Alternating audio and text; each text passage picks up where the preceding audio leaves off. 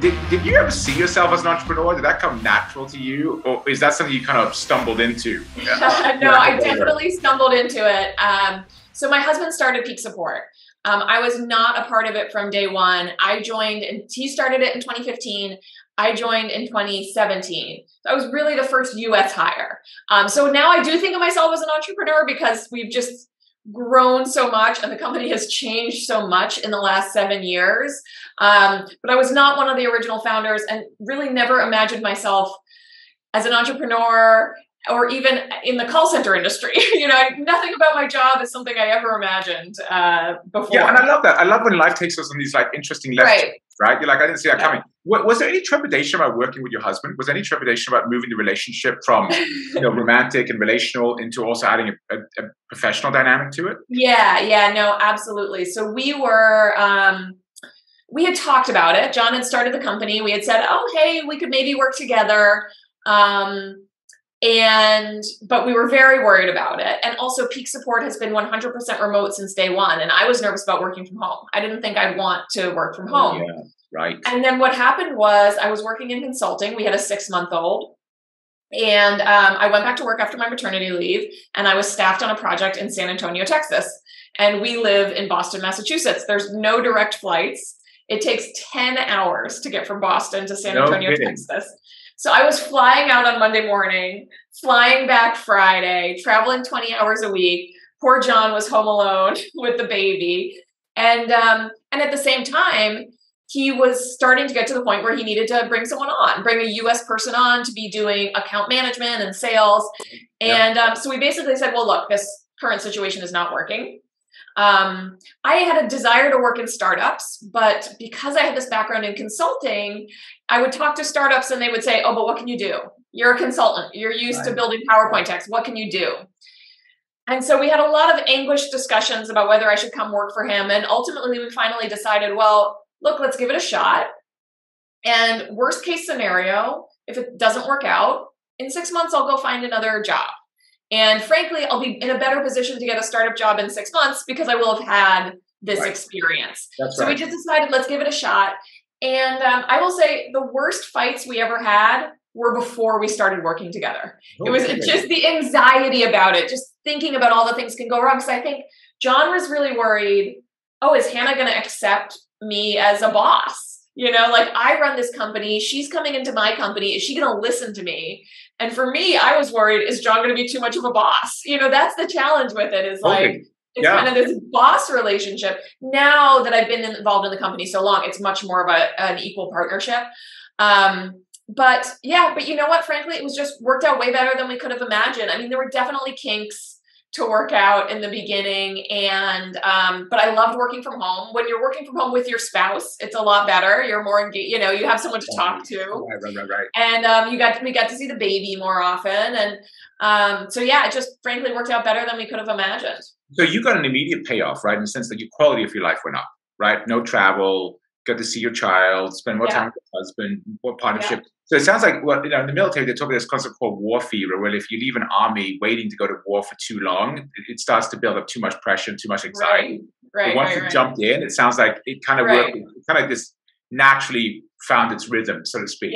Yeah, we just had to jump in because the situation at the time was untenable. So we just jumped in, and it worked out. And the funny thing is, people say, oh, I can't imagine working with my husband.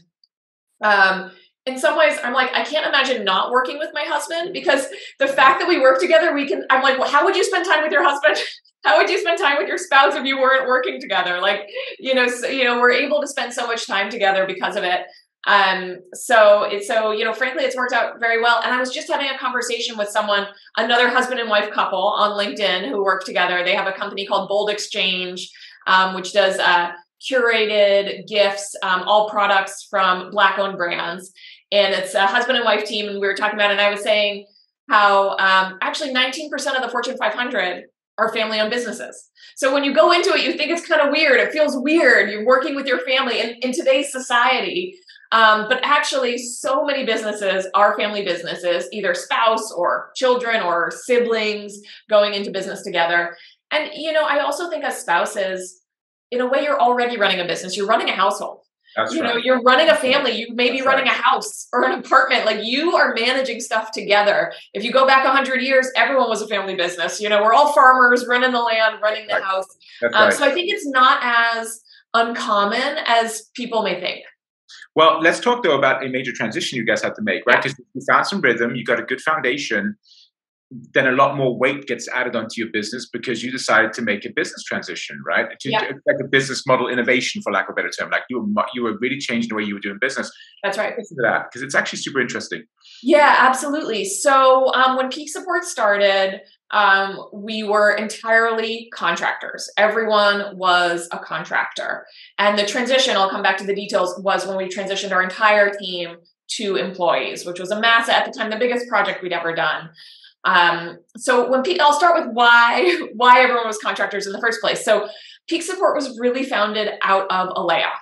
So John and his co-founders, Bianca Lazaro, Hazel Abijay, are two women based in the Philippines. And John had been working with them for 3 years at another tech company, building up a customer support team.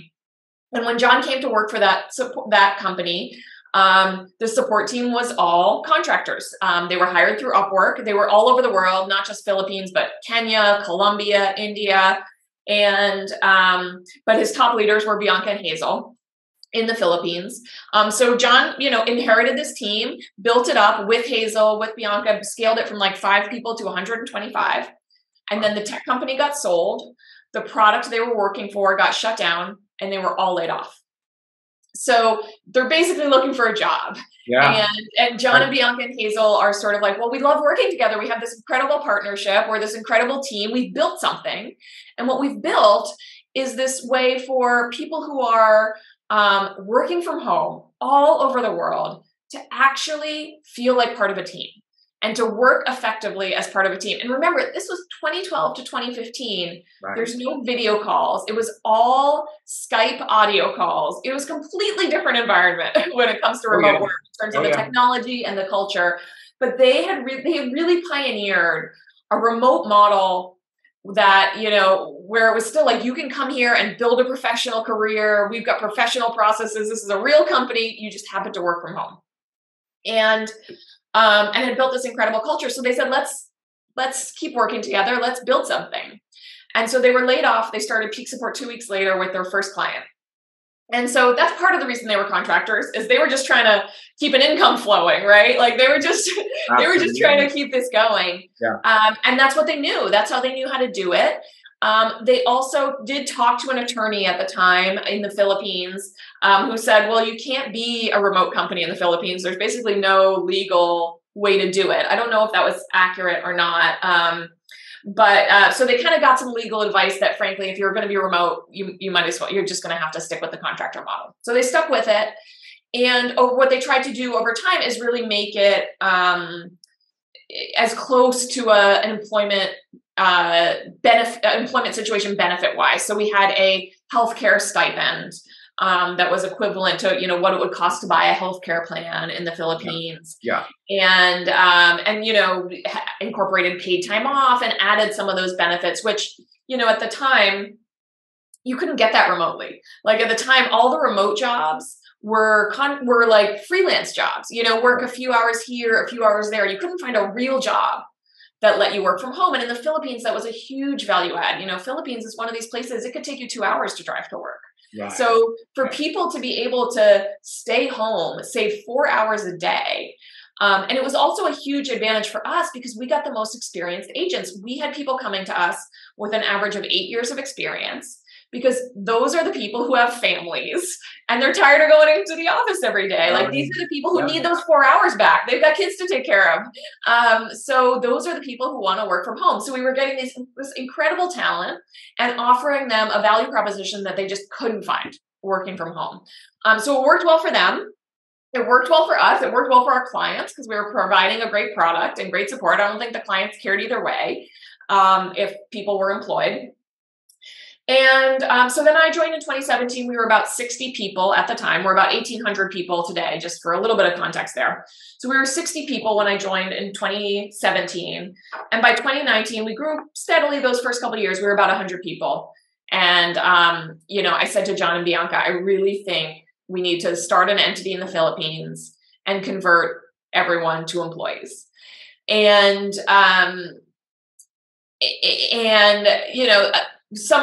they were very open to the idea from the beginning, but they're also like, look, our model is working, and we're treating our team members well. Our team members are really happy. Our clients are happy. In the Philippines, as in a lot of countries, the Philippines is a pretty strict labor market. So if you're a contractor model, in the US, we're used to an at-will employment market, which means you can fire anyone at any time. So the Philippines is a fairly strict labor law, is somewhat stricter than the United States. The United States is what's called at-will employment. So basically, companies can fire anyone at any time for any reason. There are obviously issues around discrimination, but it's a relatively low bar you have to hurdle. And in our business, it's really important to be able to offboard agents who aren't performing up to our standards. We have very aggressive performance management. And so we were worried that adopting those Philippines labor laws might hurt our ability to be providing great support to our clients. But fundamentally, I felt like, if we're going to get bigger, we need to do it. Our people should be employees. They are full-time. To get the best talent, eventually they're going to want the benefits. They're going to want the HMO. They're going to want, in the Philippines, also employment helps you access loans in a way that it's kind of a little bit separate. Employment is very tied to getting credit in the Philippines in a way that's separate from the US. So I said, people are going to want that employment. Our clients are going to want that. It's going to be important for security. And frankly, it's easier to do now when we have 100 people than it's going to be when we have 500 or 1,000 people. So we decided to do it. So it's 2019, and first step was finding partners in the Philippines, lawyers, and then possibly consultants who could help us set up the entity. So we wanted to meet folks in person. So it was July of that year. We narrowed it down. We talked to a bunch of lawyers over the phone. We narrowed it down. July of 2019, John goes to the Philippines. He and Bianca meet with a bunch of these folks. We choose a lawyer. We start the process. We are about to, hit submit on the documents when COVID hits. Right. And so everything basically goes on pause because we just don't know what's happening. And, for us, actually, COVID was not a huge disruption because we were already remote. No, exactly. You guys were pre-COVID. You guys already had best practices. Yeah. I mean, operationally, it was basically business as usual, except now all of our kids were at home. So everything became a little challenging. Right. But operationally, it was basically business as usual. But Philippines was very locked down. And so, government offices were taking a long time to do anything. At the same time, we were trying to, buy computers for our team that was a key part of getting an entity in the Philippines is if we have an entity, we can start buying computers. If you don't have an entity, no one's going to sell you computers. And so everything was bring your own device. So our team members were working off of their home computers. So we were starting to try and buy computers, we didn't have the entity yet, so people just going on their peak support credit cards to, the Best Buy of the Philippines and buying computers. But even that with the lockdown, we couldn't find, it was like, oh, I found 5 pink computers over here and 6 computers over here. So we're trying to do all of this at once, upgrade all of our systems at once, upgrade our technology, upgrade our, institutional structure. And fundamentally, COVID didn't impact us that very much. We grew a ton that year. So 100 at the beginning of 2019, about 200 at the beginning of 2020. We were about 400 by the end of 2020. Yeah. So we were growing a lot. And so we're dealing with the challenges of growth, right, in COVID. So ultimately, it just got put on hold because so much else was going on. And frankly, we realized John and I needed to bring on some more executive support. So that was a big part of it. And at the end of 2020, we hired our CFO, Danny Gutierrez, and, basically said to him, you're running our finance function and you are managing this entity transition. And so we started. So 2021, we started, and And really, it was just, there's a lot of reasons why this was so it's a big decision for us, but it's big for our employees as well, because we're completely changing their compensation model. Yeah. They're used to pretty much just getting everything in base pay. Now we're adding in all of these benefits. So base pay is going to change. Now they have base pay plus de minimis, which is like a tax-free benefit in the Philippines. Plus there's this 13th month pay, which is required in the Philippines, which is basically like a bonus at the end of the year equivalent to 1 month's pay. Yeah. So what we were trying to do, what Danny spent many months doing, is build a compensation model that basically leaves people whole. Our costs were going to go up no matter what.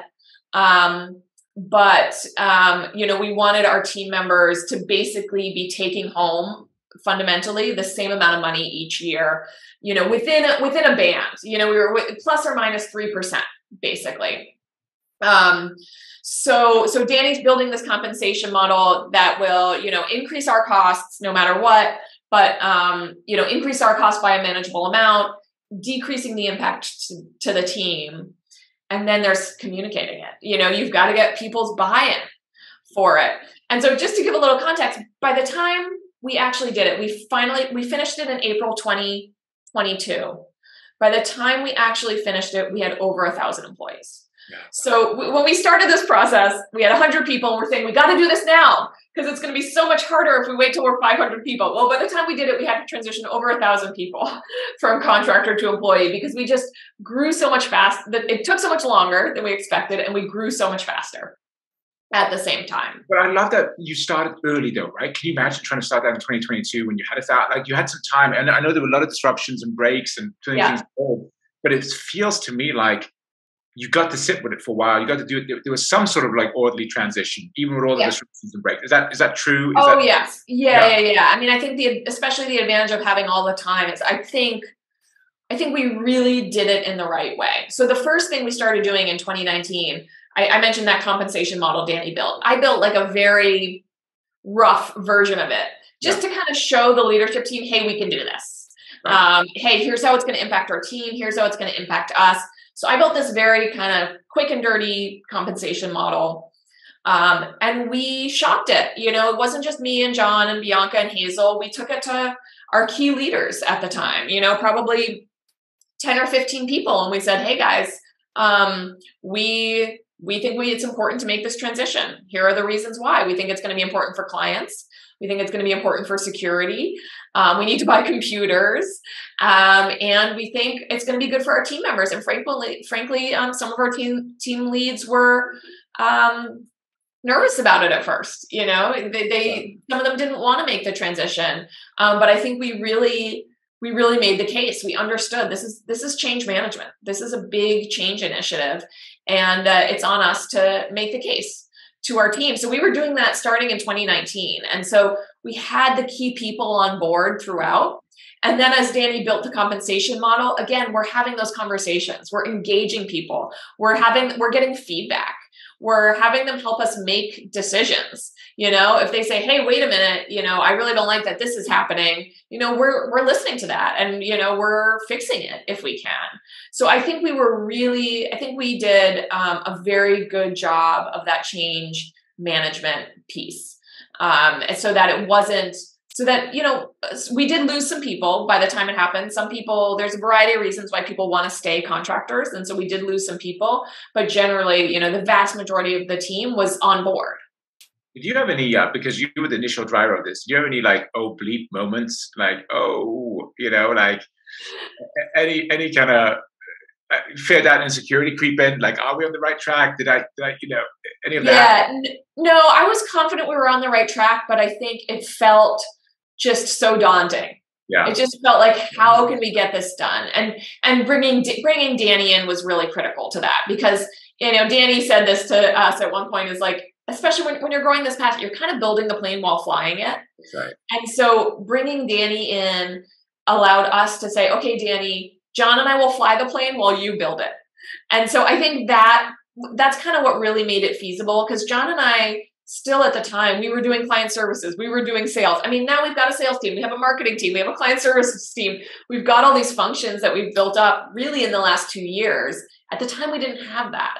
So we had one other U.S. employee, George Tillotson, who's now our head of sales. It was the three of us, frankly, really doing most of everything. And so having Danny come in and having it be very clear and talking it through in the interview process that like this is a core part of your job, I think was really critical. You also mentioned there were some surprises, right? I mean, let's talk about the exchange rates. Yeah, right. You could never have thought of, or you could have thought, there's always something that you like, I never would have thought of that. So what happened here? Well, yeah, I mean, even before we got to the exchange rates, at the end of 2021, for us, it was great once Danny was managing this, but after about a year, Danny came to us and basically said, we need someone in HR. I can't, I said, I can't be running all of this. And that was the other piece is we knew there's a big HR component of this, right? Because we had been, again, with contractors, we were doing a lot of the same things an HR department would do, but we didn't have the legal obligations of HR. Like it completely, we needed a whole HR team to be managing all of these processes. And we had one HR person by the end of 2021. So we're basically we're going to basically go from having 0 to 1,000 employees with like a one person HR team. So that was the first thing where Danny came to us and we said, okay, we need to bulk up our HR. We need to have some real leadership here. Our US team was growing a lot as well. Our US team has grown from like 5 to over 100 people since mid 2020. So that really increased our HR needs. So that was one. And then, we completed the transition in April 2022 and suddenly foreign exchange rates mattered. So before we paid in Upwork through US dollars. So if the US dollar became stronger relative to the Philippine peso, that was really good for our team members. It didn't matter to us at all because we were still paying in US dollars. If the US dollar weakened relative to the Philippine peso, that was bad for our team members. Didn't matter for us. So our team basically owned all of the foreign exchange risk. They would benefit if the US dollar was stronger, and they would hurt if the US dollar fell. Now we pay in Philippine pesos. So now their pay stays the same no matter what. We own all the risk because we've got to buy all those use our US dollars, buy those Philippine pesos. So if the US dollar falls, we can't buy as many Philippine pesos. It costs us more in US dollars to pay our team. If the US dollar strengthens, it costs less in US dollars to pay our team. Does that make sense? I know not everyone understands foreign currency. I get it. I've dealt with that. I get it. Totally get it. And that is an interesting, and it is a real variable. I mean, it's huge. I mean, especially in businesses that run on margins and whatnot. You're watching that. Right. I mean, this is basically a pretty low margin business. And last year, the US dollar strengthened significantly. So our margins were way higher than we were expecting at the beginning of the year.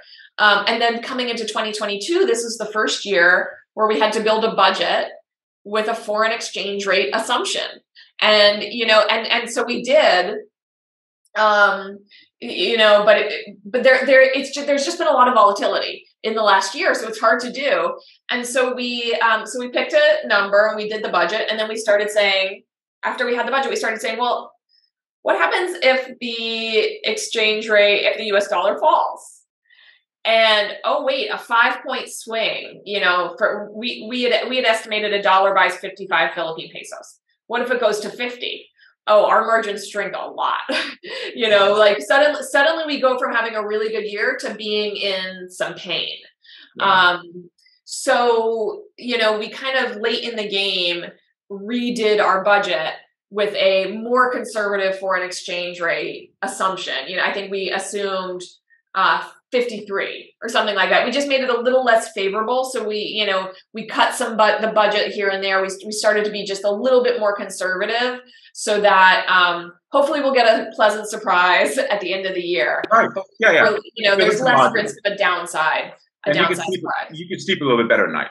You're like, look, exactly. Your blood pressure is not going up and down with the exchange rate so much. I get that. Exactly. With the foreign exchange rate, we're not watching the foreign exchange rates every day. I totally get that. Last question for you. A lot of people right now are going through change leadership, change management, whether they like it or not. The environment's rapidly changing. People in their personal lives and also professionally are dealing with that. Any final words of wisdom on change management or change leadership? Oh yeah, that's such a good question. I think the biggest thing for me, in my experience, has come down to just the communication and being very strategic about how you communicate to your team and get buy-in from your team. And you can see this, I see it on LinkedIn every day. Some companies do layoffs and people say, oh, look, they did a good job. And some companies do layoffs and say, oh, these guys are jerks. Look how they laid everyone off. So you see it every day that it's some companies are getting praise for it. Some companies are not. I think like for us, communicating early, getting buy-in from key people. So really thinking, who are the key people who have the ability to influence others? And so how do I get those key people on board so that they can help get the rest of the team on board? And just communicating. Because a lot of what I know is happening at companies right now is they do a layoff. Obviously, that's painful. But then they also have this team that's still there. And this team that's still there is worried and anxious, and morale is probably down, and they're wondering if there's going to be more layoffs. And so I think there's the communication of the layoff as well. But then how do you keep communicating with your internal team? Keep telling them, hey, we value you. Hey, the future is still bright. We've still got a lot of exciting plans. We're still excited about you. We're still excited about, what you're doing.